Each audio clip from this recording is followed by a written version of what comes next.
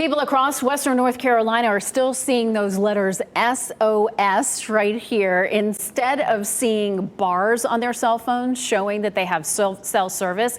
And that means on top of having no food, water, or electricity, some people can't even call their families to let them know they are safe. WRIO Sean Gallagher joins us live from a cell tower in Raleigh tonight. And Sean, on Friday, you were one of those people in Asheville who lost cell service when the storm came through.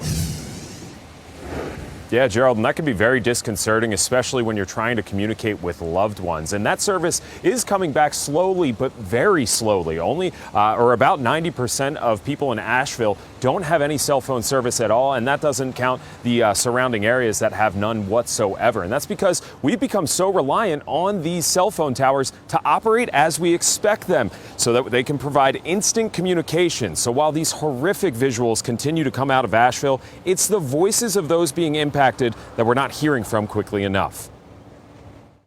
Hey, how's it going? It's going. It's been stressful.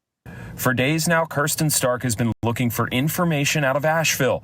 More than 460,000 people on this Facebook group are doing the same, all looking for information about people they can't get in touch with. One of many lists of missing people.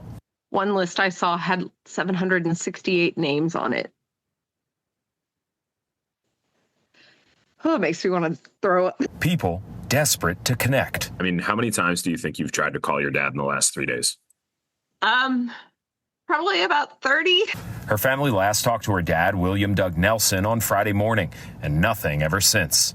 Because at day 3 of him potentially not having insulin, I'm scared. We still cannot place cell phone calls to basic services to help communicate. The mayor of Canton, North Carolina, voicing frustrations like many.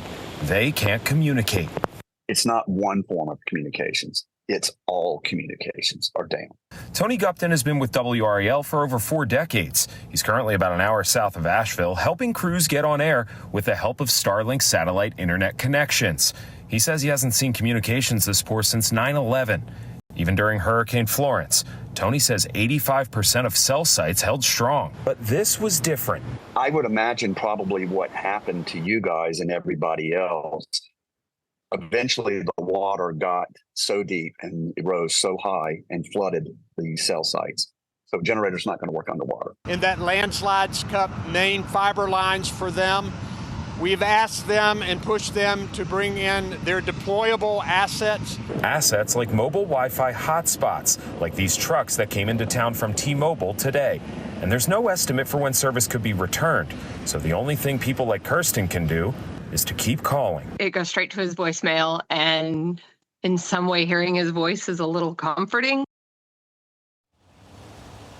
So in addition to those T-Mobile hotspots that are coming in, FEMA is sending Starlink satellites to try to help improve communications much quicker, to try to make sure people from outside of the area can get in touch with those inside. Sean Gallagher, WRAL News in Wake County.